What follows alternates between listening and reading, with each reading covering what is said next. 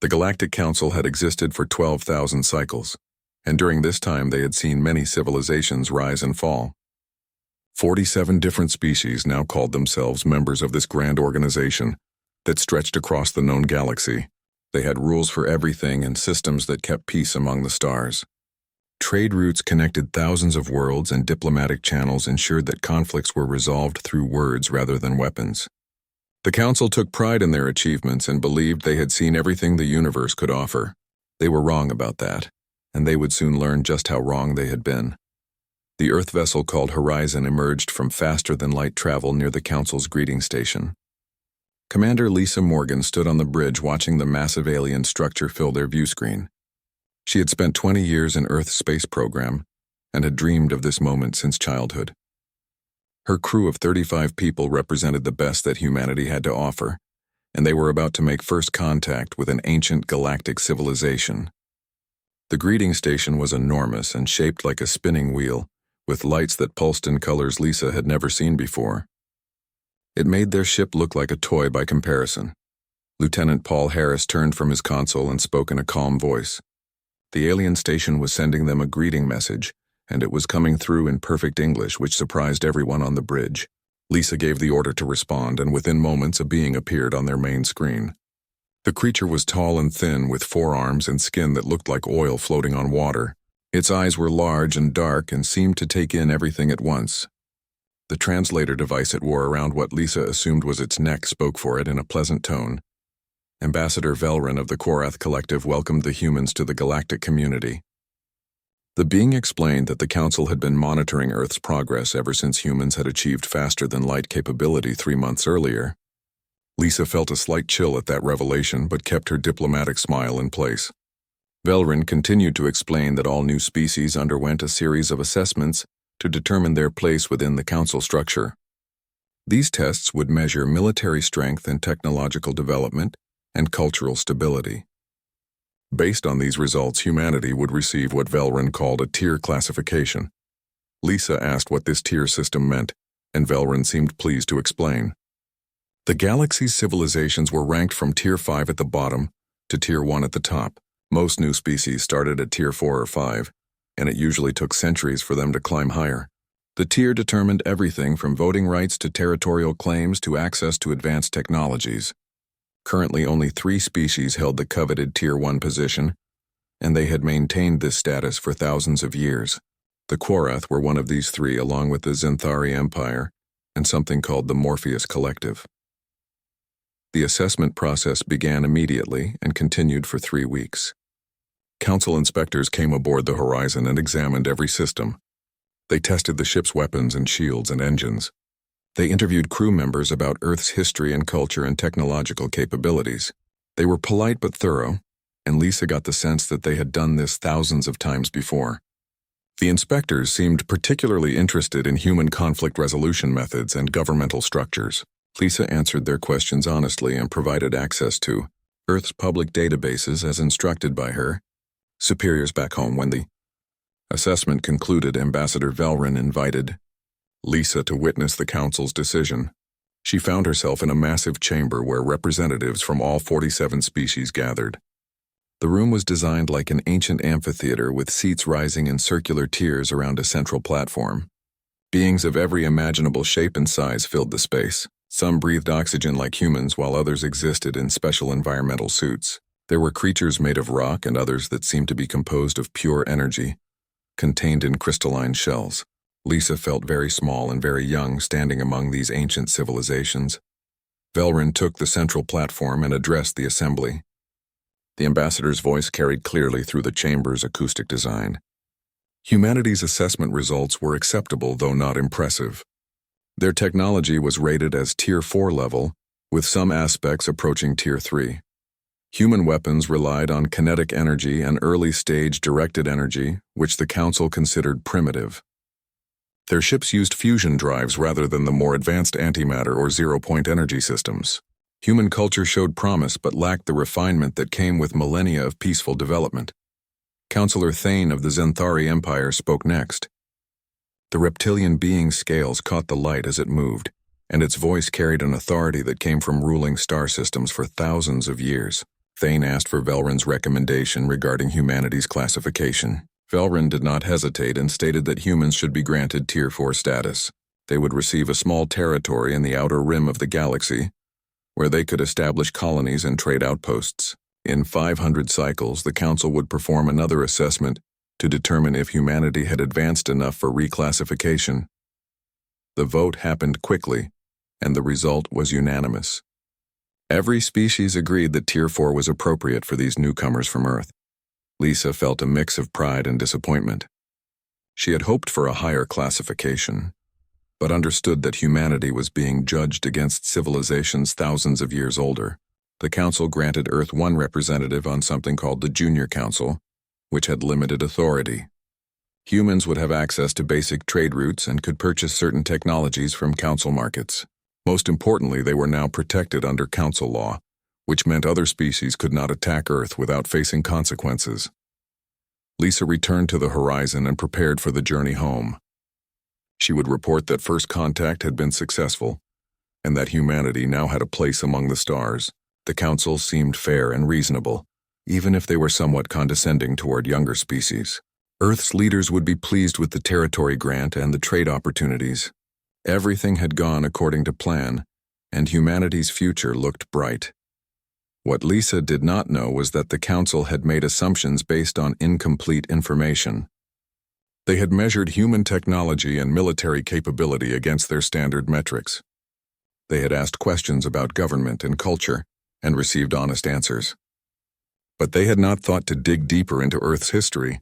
They had not examined the thousands of years of human warfare and innovation and survival. They assumed that any species reaching the stars must have followed a similar path of peaceful scientific advancement over long periods of time. The Council's experience with 47 species had taught them to expect certain patterns. Young civilizations were always weaker and less advanced. They needed guidance and time to mature. They posed no threat to the established order. These assumptions had held true for 12,000 cycles, and there was no reason to think humanity would be any different. But humanity was different in ways the Council could not yet imagine, and this difference would soon become impossible to ignore. The journey to the Galactic Council station would take 6 days through multiple jump points across different sectors of space, and Captain Murphy used every moment of that time to prepare his crew for what lay ahead. He ordered combat drills every 6 hours, and the crew responded with precision that made him proud. The simulations covered everything from hull breaches to multi-ship engagements, and each scenario pushed the crew harder than the last. Murphy walked through the ship during off hours and talked with personnel at every level, because he wanted everyone to feel confident in their abilities and their mission. The mood aboard the Valiant was tense but focused, and Murphy could sense that his people were ready for whatever came next. Commander Lisa Bennett spent most of her time in the Intelligence Center, reviewing everything Earth knew about the species they would encounter at the Council station. The files were extensive but incomplete, because humanity had only been dealing with these aliens for a few decades. The Zathran Dominion was led by reptilian beings who valued strength and viewed compromise as weakness, and their military forces had clashed with human border patrols twice in the past 5 years. The Kelvorian collective consisted of insectoid creatures who believed their technology made them superior to all other species, and they had refused to acknowledge human territorial claims in 3 different star systems. The Praxian Empire was the largest military power in the known galaxy, and their warrior culture meant they respected only those who could match them in battle. Bennett made detailed notes on each species and their likely reactions to the Valiant's arrival, because knowledge could prevent misunderstandings that might lead to combat. On the 3rd day of the journey, something happened that changed the tone of the entire mission, and it occurred near the 4th jump point where several trade routes intersected. The Valiant's sensors detected 3 ships approaching on an intercept course, and they were identified as Kelvorian patrol vessels. Each ship was roughly half the size of the Valiant, but they were heavily armed, and their formation suggested they were ready for confrontation. Lieutenant Brooks immediately brought the weapon systems to standby status, and the tactical display lit up with targeting solutions. Lieutenant Torres adjusted their course slightly to remain in the designated international space lanes, where all ships had the right to travel freely. Captain Murphy stood in the center of the bridge, and his calm demeanor helped keep Everyone focused on their duties. The lead Kelvorian ship opened a communication channel, and the voice that came through was filled with barely concealed contempt. The alien commander demanded that the unknown vessel identify itself immediately and explain why it was approaching restricted space. Murphy took his time responding, and he made sure his voice carried the authority of someone who would not be bullied. He identified himself as Captain Jake Murphy of the Earth vessel USS Valiant, and explained that they were traveling to the Galactic Council station under diplomatic immunity. The communication channel went silent for almost a minute, and Murphy knew the Kelvorians were scanning his ship with every sensor they had. He could imagine their surprise and growing concern as they realized what kind of vessel they had challenged. When the Kelvorian commander spoke again, his tone had changed completely, and the contempt was replaced with caution. He stated that Earth had been instructed to send a diplomatic shuttle, and not a warship of this size and capability. Murphy responded with a simple statement that carried significant weight, and he said that Earth had sent what it deemed appropriate for the situation. He then reminded the Kelvorian that interfering with a diplomatic mission would violate interstellar law and create an incident that neither side wanted. The three Kelvorian ships held their position for another tense minute, while their commander decided what to do. Murphy watched the tactical display, and he knew that if shooting started, his ship could destroy all three vessels, but such an action would doom the diplomatic mission before it even began. The Kelvorian ships finally broke formation and moved aside to let the Valiant pass, and Murphy nodded in satisfaction. Commander Bennett allowed herself a small smile because she understood what had just happened. Word of this encounter would spread through the alien communication networks faster than the Valiant could travel, and every species would soon know that humanity had sent a battleship to answer the Council's summons. The psychological impact of that knowledge was exactly what Earth needed, because it would force the Council members to reconsider their assumptions about human weakness. Chief Engineer Henderson reported from the engine room that the quantum drives were performing beyond expected specifications, and the ship could make the journey in less time than originally calculated.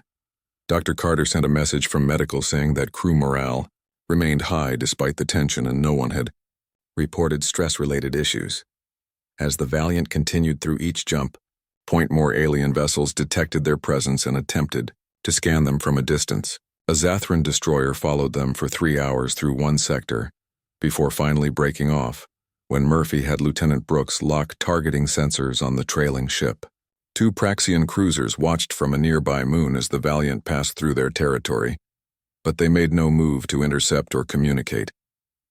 A small fleet of traders from a dozen different species scattered when the battleship emerged from a jump point near a busy commercial hub, and Murphy felt a twinge of regret at frightening peaceful merchants.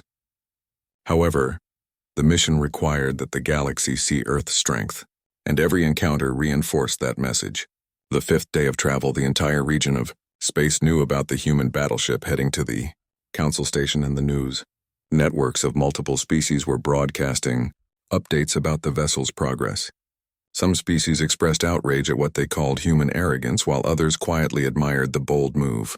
The smaller civilizations that had been dominated by the Council's founding members watched with particular interest because they saw in humanity's actions a possible path to their own independence.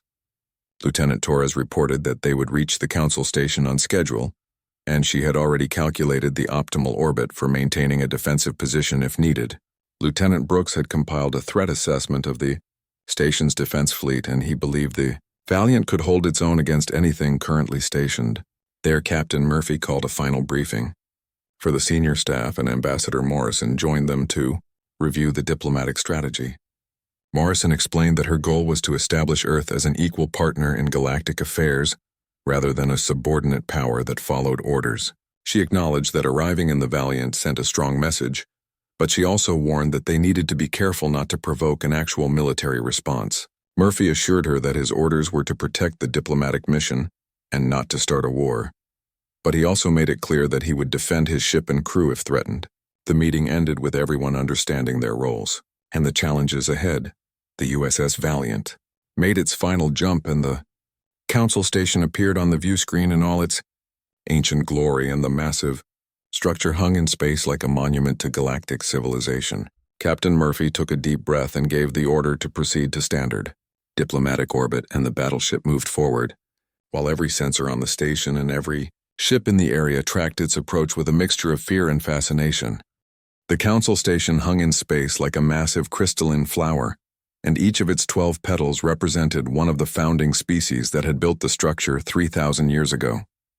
Hundreds of ships orbited at carefully designated distances, and they ranged from small diplomatic shuttles to medium-sized cruisers that served as escorts for important delegations. None of them came close to matching the size and power of the USS Valiant, and the human battleship dwarfed every other vessel in the area. Captain Murphy stood on the bridge watching the station grow larger on the view screen, and he felt the weight of history pressing down on his shoulders because he knew that what happened in the next few hours would determine Earth's place in the galaxy for generations to come. Station control began hailing the Valiant repeatedly, and their calls grew more urgent with each attempt. But Murphy waited several minutes before responding because he wanted to establish that Earth would not jump at every demand.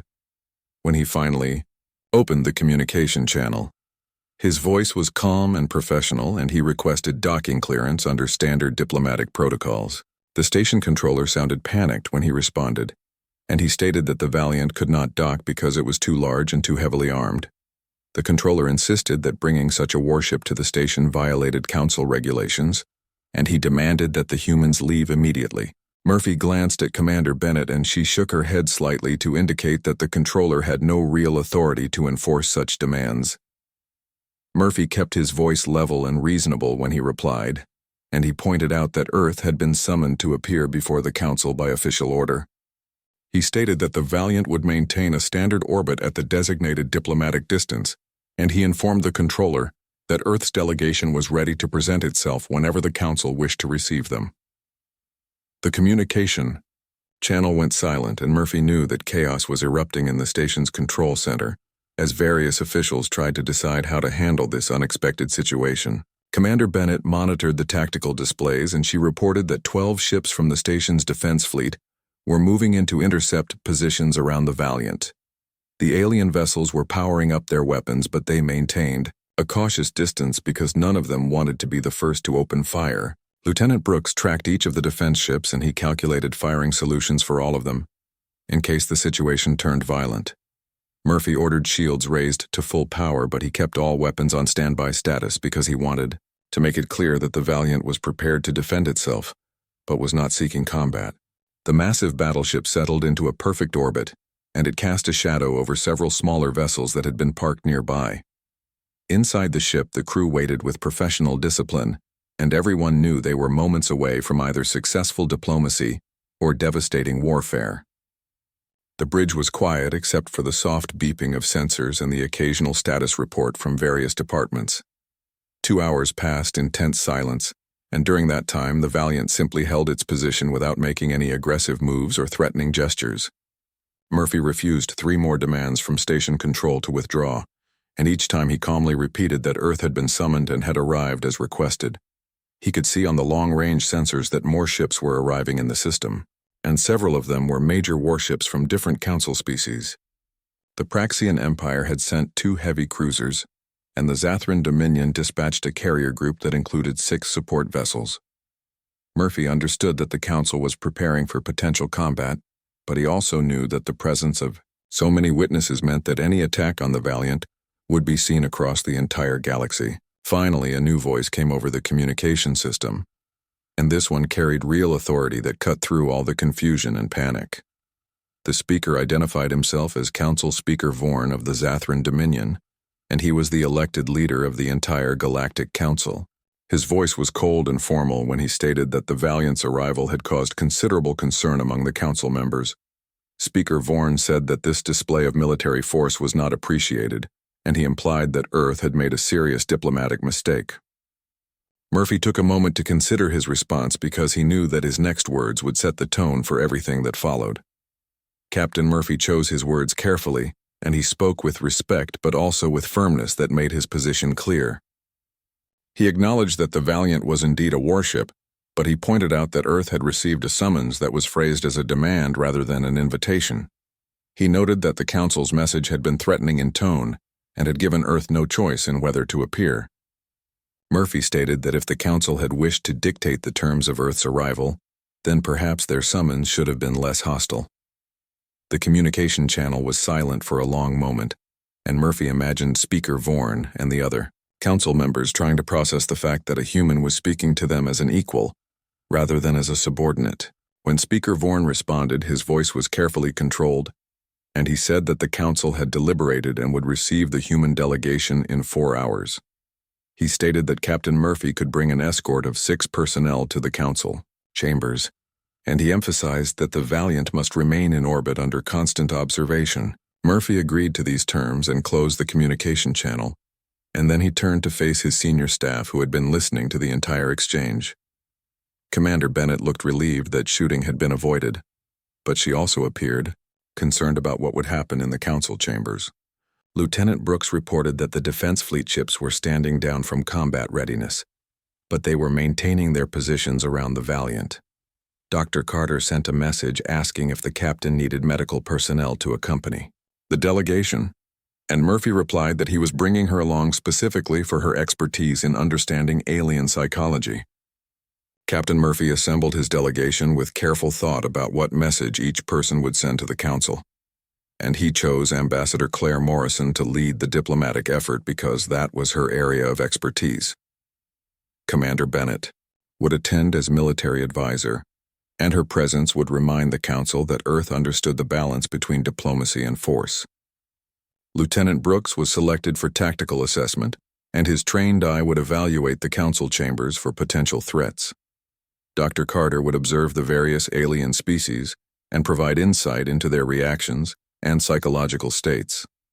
2 Marine guards named Sergeant Kyle Martinez and Corporal Linda Green would provide security, and their presence in dress uniforms would demonstrate that Earth's military was professional and disciplined. The delegation gathered in the shuttle bay and they reviewed their strategy one final time before departing the Valiant. Ambassador Morrison reminded everyone that their goal was not to humiliate the council or to start a conflict, but rather to establish that Earth would be treated with respect as an equal power.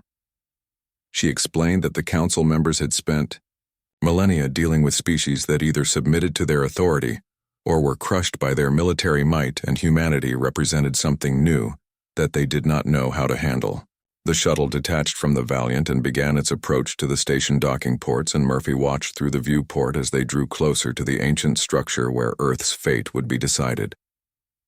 The shuttle ride from the Valiant to the council station took 20 minutes, and during that time, the human delegation sat in focused silence as they mentally prepared for the confrontation ahead. Ambassador Claire Morrison reviewed her notes one last time, and she knew that every word she spoke in the council chambers would be analyzed by 32 different species with their own agendas and prejudices. Captain Murphy sat across from her, and he watched the station grow larger through the viewport while thinking about the 4,000 crew members he had left behind on the Valiant. Commander Bennett checked her tablet, which displayed real-time data from the battleship, and she noted that all systems remained at ready status in case the diplomatic mission failed. The shuttle passed through multiple security checkpoints, and each one scanned them thoroughly before allowing them to proceed deeper into the station. The council chambers were more magnificent than any of the humans had imagined, and the vast amphitheater stretched upward in tiers that seemed to reach toward the stars themselves. Representatives from 32 different species sat in elevated positions around a central speaking floor, and the architecture was clearly designed to make anyone standing on that floor feel small and exposed. Murphy recognized the psychological manipulation immediately, and he understood that the council used the physical space to intimidate visitors into submission. The delegation walked calmly across the polished floor, and their footsteps echoed in the enormous chamber, while hundreds of alien eyes watched their approach. Sergeant Martinez and Corporal Green walked slightly behind the others, and their military bearing was perfect as they took positions flanking the main group. A wave of murmuring swept through the assembled aliens as they got their first close look at humans in person, and Murphy could hear snippets of various alien languages mixing together in a strange chorus. Speaker Vorn sat in the highest tier, and his silver scales reflected the light from above as he looked down at the human delegation, with an expression that was difficult to read. The other council members represented every type of alien physiology from insectoid to reptilian, to species that seemed to be made of living crystal. Morrison stepped forward when Speaker Vorn raised one clawed hand for silence, and she held her head high as she prepared to address the most powerful governing body in the known galaxy. Speaker Vorn's voice boomed through the chamber, and he stated that the humans of Earth had been summoned to answer for 17 violations of galactic territorial agreements.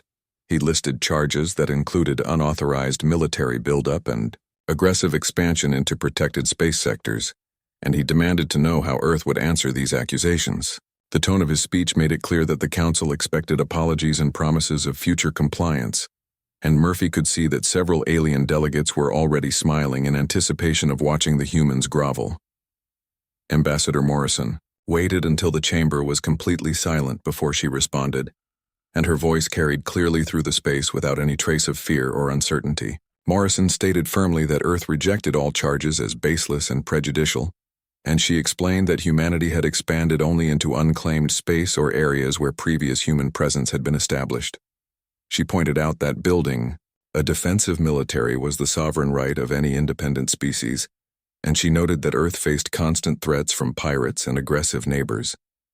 Morrison said that the real issue was not human violations of galactic law, but rather the Council's refusal to treat Earth as an equal member of the interstellar community. She stated that humanity had repeatedly attempted to engage with the Council through proper diplomatic channels but had been ignored or dismissed at every turn. When humans defended their colonies from attack, the Council imposed sanctions, and when Earth negotiated treaties with independent worlds, the Council called it unauthorized expansion. The chamber erupted in angry responses from multiple species, and several delegates stood up shouting in their native languages. A Praxian general named Cross stepped forward, and his massive form was covered in ceremonial armor that marked him as a high-ranking military commander. He demanded to know how a species barely 2 centuries into space travel dared to challenge systems that had existed for millennia. Cross stated that Earth had no right to question the Council's authority, and he suggested that humanity needed to learn its place in the galactic order. Morrison faced him without flinching, and she replied that Earth had every right that any free species possessed. She said that the Council did not seek humanity's compliance with reasonable laws, but rather demanded Earth's complete submission to alien authority. Speaker Vorn called for order, and his voice cut through the chaos like a blade, and the chamber gradually fell silent again. He stated that the human defiance was noted, but he reminded Morrison that her position was weak. Vorn pointed out that the Valiant in orbit changed nothing because the Council commanded fleets from 32 worlds, and one human warship could not stand against the combined might of the galaxy. He suggested that Earth was making threats it could not back up, and he implied that the Council could crush humanity whenever it chose to do so. Commander Bennett had been standing quietly beside Morrison, but now she stepped forward, and her voice was calm, but carried an edge that made several aliens shift uncomfortably in their seats. Bennett stated that the Council was making assumptions that might prove costly, and she asked how they knew the Valiant had come alone. She questioned whether they had considered what other vessels Earth might have prepared, or what technologies humans had developed in secret. Bennett reminded the Council that for years they had dismissed humanity as primitive and weak, and she pointed out that every species who had tested Earth's defenses had been surprised by the strength of human resistance. She said that the Council had underestimated humanity at every turn, and she suggested that perhaps it was time for them to reconsider their assumptions. Bennett made it clear that Earth did not come seeking conflict, but that humans would absolutely defend themselves and their interests with whatever force was necessary. The silence that followed Bennett's statement was profound, and many of the Council members looked uncomfortable because they were not accustomed to being challenged so directly. A Kelvorian ambassador named Trell spoke up from one of the middle tiers, and his insectoid features made his expressions hard for humans to read. Trell said that perhaps the Council had indeed grown complacent in its power, and he suggested that humanity's rapid technological advancement deserved more serious consideration. He pointed out that humans had reverse-engineered alien technology and improved upon it in ways that the original creators had never imagined. Several other delegates nodded in agreement, and Murphy realized that not all Council members were united against Earth. General Cross stood again, and his anger was visible in every movement, as he insisted that showing any weakness would encourage every primitive species to challenge Council authority. He argued that Earth must be made an example to prevent future uprisings, and he called for immediate military action against human space. Other delegates shouted their support or opposition, and the chamber descended into chaos as 3,000 years of assumed superiority collided with the reality of a species that refused to submit.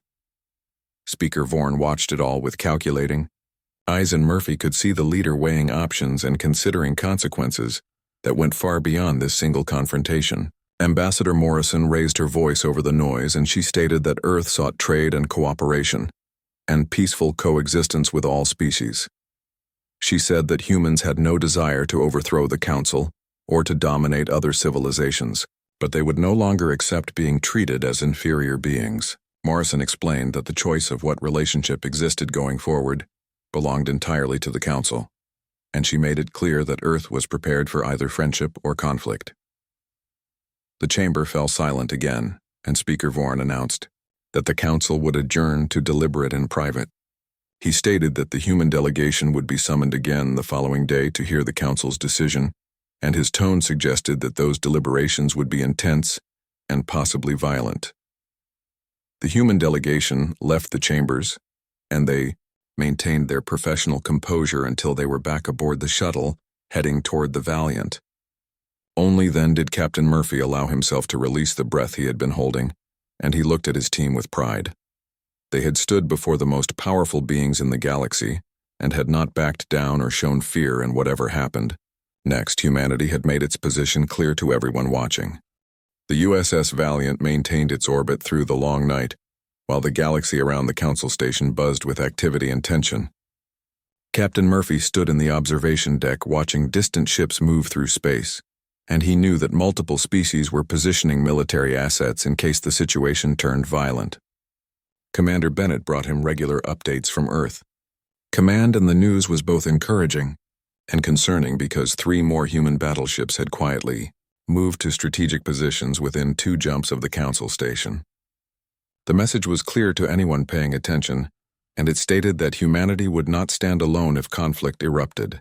Murphy felt the weight of command pressing on his shoulders because he knew that one wrong decision could trigger a war that would consume human space and cost millions of lives.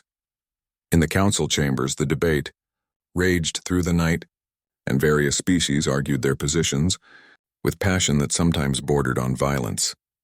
General Cross of the Praxian Empire demanded immediate military action against Earth, and he insisted that crushing the human threat now would prevent future challenges to Council authority.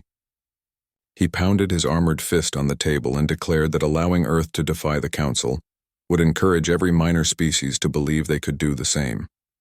Several delegates nodded in agreement, and they spoke about the need to maintain order through strength and fear. However, other voices rose in opposition, and they came from unexpected sources that surprised even the most experienced Council. Members Ambassador Trell of the Kelvorian Collective stood and requested permission to speak, and when granted, he delivered a speech that would be remembered for generations. He stated that the Kelvorians had long believed their technological superiority gave them the right to dictate terms to emerging species, but humanity had proven that assumption false. Trell explained that humans had taken Kelvorian technology and improved upon it in ways that the original creators never imagined, and he suggested that perhaps it was the Council species who had grown complacent rather than the humans who were aggressive. He argued that attacking Earth would either result in embarrassing losses that exposed Council weakness, or would create martyrs that inspired rebellion across the galaxy. Several smaller species delegates began speaking among themselves, and Murphy would have been pleased to know that his show of strength was having exactly the effect Earth had hoped for. Speaker Vorn listened to all arguments with the patience that came from 30 years of leading the Council through various crises and conflicts. He understood the deeper implications of the situation better than most, because he had spent decades watching the balance of galactic power shift in subtle ways. The founding species had maintained their dominance through a combination of technological advantage and military strength, but both of those pillars were beginning to crack. Humanity was not the first species to challenge the Council, but they were the first to do so with both the capability and the willingness to back up their words with force. Vorn knew that how the Council responded to Earth would determine whether the galactic order survived or collapsed into chaos and warfare. The debate continued until dawn, and finally, Vorn called for a vote on 3 different proposals. The first proposal called for immediate military action against Earth, and it failed by a wide margin because too many species feared the consequences of such a war. The second proposal suggested maintaining the current restrictions on Earth while increasing monitoring and enforcement, and it also failed because the humans had made clear they would not accept such treatment. The third proposal offered recognition of Earth as a sovereign independent power, with full rights and privileges, and after hours of additional discussion, it passed by a narrow majority. Vorn felt both relief and concern because while war had been avoided, the galaxy would never be quite the same again. The human delegation was summoned back to the council chambers at midday, and they entered to find a much more subdued atmosphere than the previous day. Speaker Vorn stood in his elevated position, and his voice was formal but less hostile when he addressed Ambassador Morrison and her team. He stated that the Council had deliberated extensively regarding Earth's status and demands, and he announced that several important decisions had been reached. Vorn explained that Earth would be recognized as a sovereign independent power, with all associated rights and privileges, and he confirmed that human territorial holdings would be acknowledged as legitimate. He said that a formal embassy would be established for permanent diplomatic relations, and that previous trade and military restrictions would be lifted. Immediately, Morrison maintained her professional composure, but Captain Murphy could see the relief in her eyes, and he felt his own tension begin to ease. However, Speaker Vorn was not finished, and he stated that there were conditions attached to these concessions. He said that Earth would need to submit to regular Council inspections of military capabilities and participate in collective defense agreements. Vorn also insisted that humanity share certain technologies with the Council Science Directorate as a show of good faith and cooperation. Morrison listened carefully to these conditions, and when Vorn finished speaking, she took a moment to consider her response before delivering words that shocked many in the chamber. Ambassador Morrison respectfully declined the proposed conditions, and she stated that Earth would participate in joint military exercises and share non-classified technical data appropriate to their alliance level. However, she made clear that humanity would not submit to inspections that no other council member endured, and would not hand over proprietary military technology. Morrison said that Earth was joining the council as an equal member, and not as a subordinate power, and she insisted that any conditions imposed on humanity must also apply to all other species. The chamber erupted again, but this time several delegates actually smiled or made gestures of approval because Morrison had articulated what many smaller species had long wanted to say.